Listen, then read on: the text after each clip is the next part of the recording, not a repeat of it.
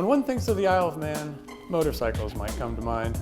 Most famous for the Isle of Man TT race, this island is no stranger to speed. Insane speed.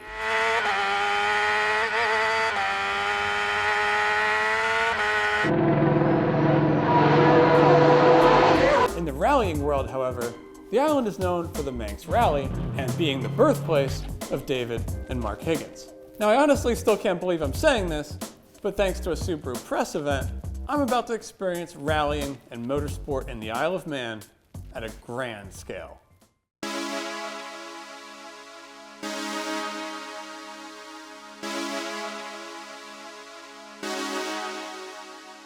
This is a beautiful little island, but it's not the amazing coastline or historic villages that make this place iconic. It's the 37-mile-long circuit loop serving as the battleground for the Isle of Man TT, quite possibly the most dangerous race in the world. I'm flying into the capital city of Douglas with my friend Raphael Orlov of Jalopnik. Amazing. We're here with Subaru, who basically scooped us off the airplane and dropped us off next to the circuit to spectate. I don't know how we got here. We got here, and that's pretty sweet. Come on, dog. Watching the action from the bottom of Bray Hill was where our minds were boiling.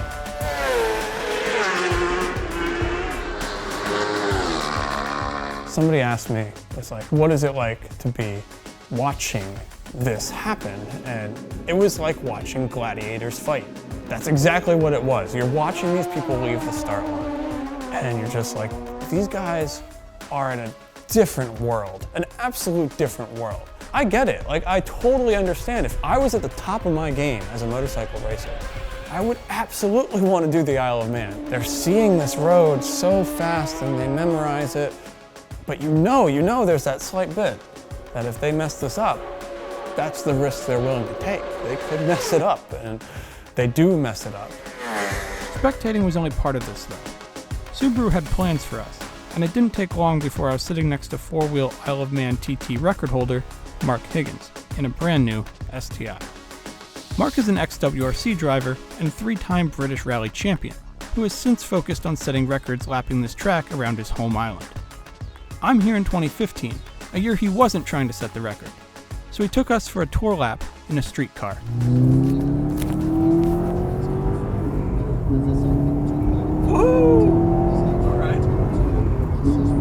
Got real. This is it, boys. Here I'm sitting in a car with Mark Higgins as he's like, yeah, you know, this corner is fast, this here it tightens. And we're going 100 plus miles an hour in a stock STI. You know, no helmets, no anything, but it felt like, you know, you had the best man for the job touring you around. How many times have you lapped this when you actually were training to get the record? The very first one, I wasn't able to do any laps before my first run. Really? Was 113 miles an hour and me ever driving around on closed roads. Holy crap. Mark's rallying background helped him feel confident entering so many corners with little preparation. This is a good jump now. You ready, boys? Already. Pressed her hard. There we go. Well, I think the TT course is a compromise between a rally and a racetrack. The Nürburgring is maybe the closest, but it's nothing like this. The way the bumps are, you're constantly well over 150 miles an hour. It's got everything. Because we're getting very limited practice at it, it maybe helps the rally driver a little bit. But if you get enough times over it, the racing driver can do a great job as well. So I think it's just knowing the island. As I say, I lived here, but I still had to practice and practice. I watched video after video. And even now, we're going around doing the VIP laps, which you're on. You learn something every time. These are quite tricky. These ones can sort of lead you in. Goes light over the crest, yeah, and then you just got to get it. And you just got to know. You've got to know every line here, because it's very easy to think you're somewhere you're not. And you're going in there, you can see nothing. I've got no reference point. Over there, turn in, and that's your corner. To really be fast here, memorization is key, and that's not easy to do with such a long course that's rarely closed off. The older guys with the experience are the quick guys. You know, on a track there's guys which are faster than them, but it's all about experience, and you only get the chance to go around this course when it's closed. You can drive around it as long as you want when the roads are open, and everything is totally different. Even the difference between 10 miles an hour makes a difference here. But you make a setting for the car, and we had 3 laps on our first year.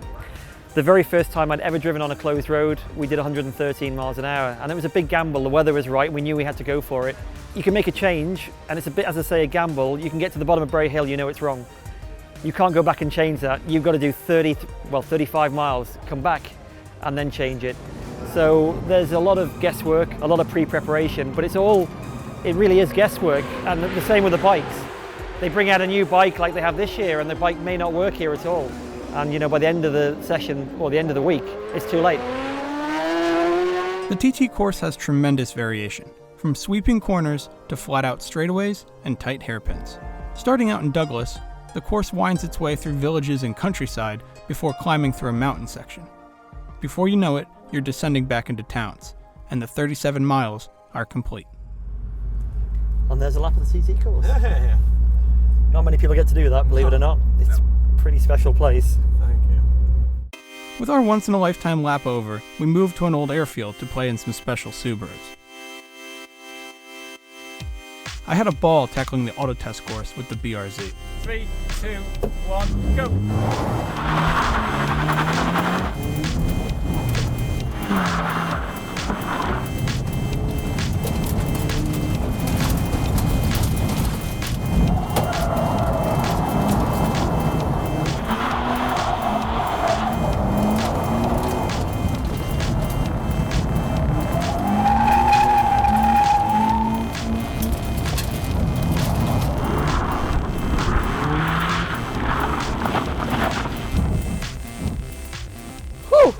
Raph took pedal to the metal to a whole new level.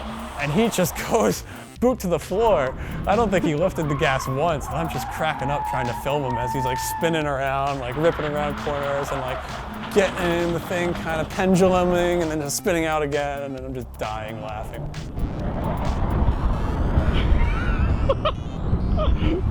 Holy After the BRZ fun, the true rally cars awaited. 2 Subaru Group N cars.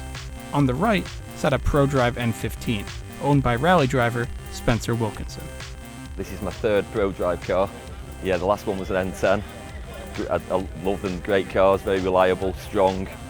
On the left, the new JMR NR4, the first homologated Group N car on the new chassis.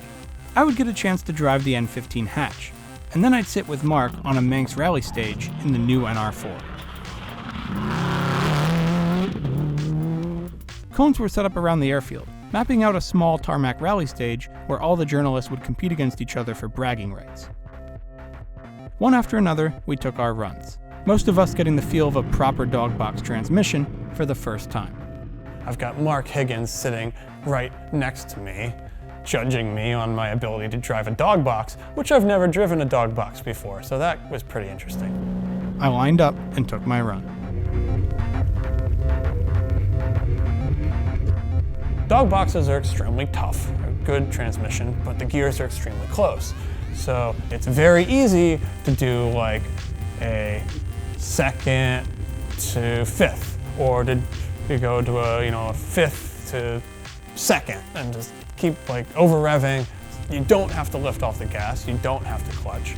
I did both of the things. I clutched and lifted off the gas because I don't want to break the thing. Other than having to actually think about shifting, I was off to a good start. And there was a chicane on the left, and I just totally blew it. So, totally missed the chicane, and Mark's like, oh, you missed that chicane, and I'm just laughing. I don't really care. I was like, oh, shit, I missed the chicane. But we turn around, he's like, go back and get it. And we all start laughing in the car, and I go back and get the chicane.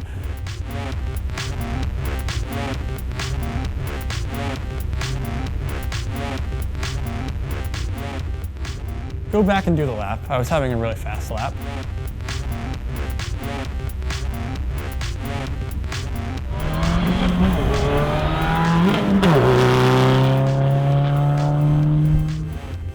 But I went from having the fastest lap to the slowest lap,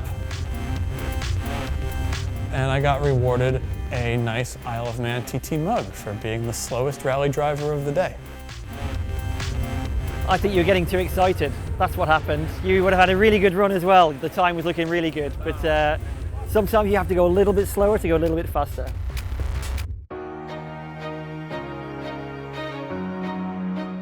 From the airfield, we transited to the hillside and set up for testing at the start of the Druiddale stage, an extremely tricky and narrow tarmac stage of the Manx Rally, with constant bumps and crests. Mark is here shaking down the new NR4 car. It's an absolute rallying masterpiece with incredible attentions to detail. It's a production car with 280 brake horsepower, Olin adjustable dampers, a 5-speed dog box, and 2-stage anti-lag. And for a brand new FIA internationally homologated car, a price point around €100,000 isn't half bad. When the car got off the trailer here, it only had motor time on a dyno. So it had 0 miles on the car. The car had no miles on it, and this was the first time we were going to drive it. So Mark is here testing, we're sitting with him riding along.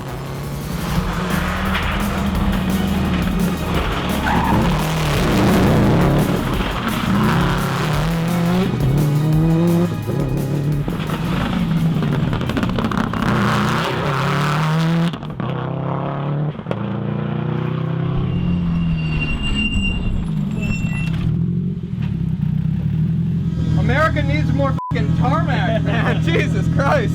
That's proper tarmac, isn't it? You weren't f***ing kidding about that stage. Hardest stage in the world, he called it. Really? Yeah. Woo. I strapped in with Mark and went hot. And I was like the 4th or 5th journalist to go, which was great because at that point Mark had kind of got a feel for the car, dialed in the suspension, fixed the dampening a little bit. So at that point we were really going flat out. You okay? Yep, I'm ready to go.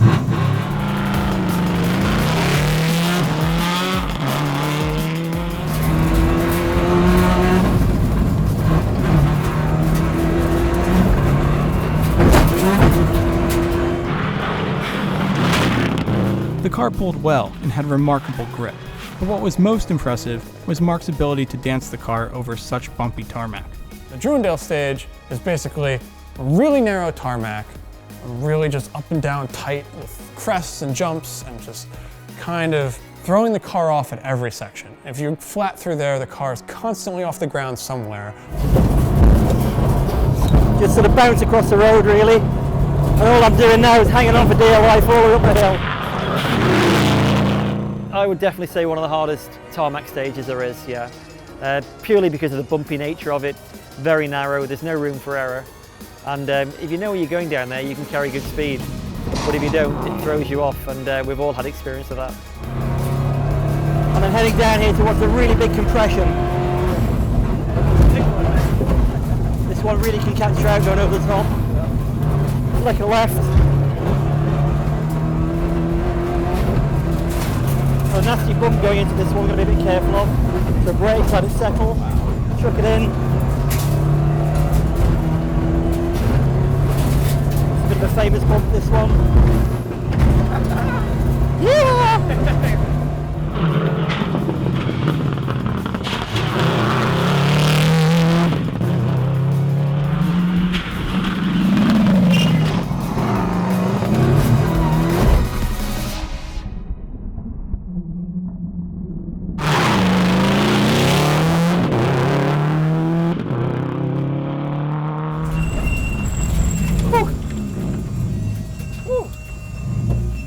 And that's that. Is that a good ride? Ah, it's awesome. Yeah, I'll co-drive for you any day. Okay, man. Thanks, Mike. With my ride over, I was sold. With so much time now spent in the new STI, I can say it handles beautifully on tarmac.